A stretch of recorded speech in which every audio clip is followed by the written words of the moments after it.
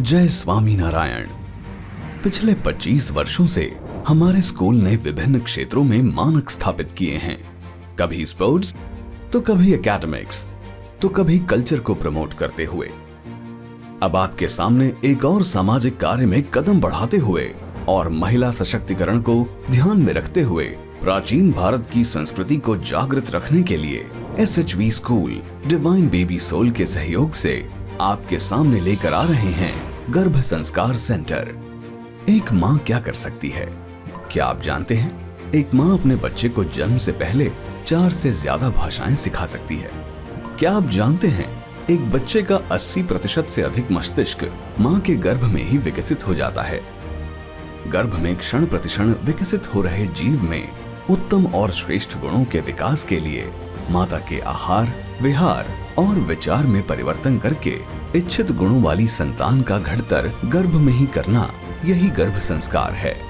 गर्भ संस्कार कोई आधुनिक शब्द नहीं है। मानव जीवन की रचना जब से हुई है तब से चला आ रहा विज्ञान है।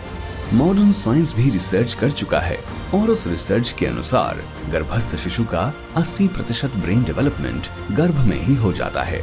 गर्भस्थ शिशु पर माता की वाणी, वर्तन, स्वभाव, गुण, अवगुण, व्यवहार, आहार, विहार और विचार का असर बहुत गहरा पड़ता है, क्योंकि रिसर्च के अनुसार 1 मिनट के अंदर शिशु के 2.5 लाख न्यूरॉन्स यानी जीव कोश का सर्जन होता है।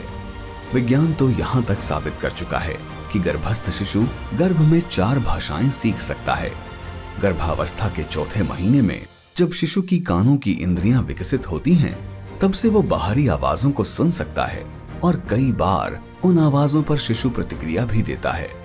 ऐसा अद्भुत सर्जन जब माता के गर्भ में हो रहा हो, तब माता सजग बनकर आने वाले शिशु में इच्छित और मन चाहे श्रेष्ठ गुणों को लाने के लिए प्रयत्न करे, तो निश्चित रूप से एक श्रेष्ठ और दिव्य संतान की भेंट एक माँ इस भारतवर्ष को दे सकती है।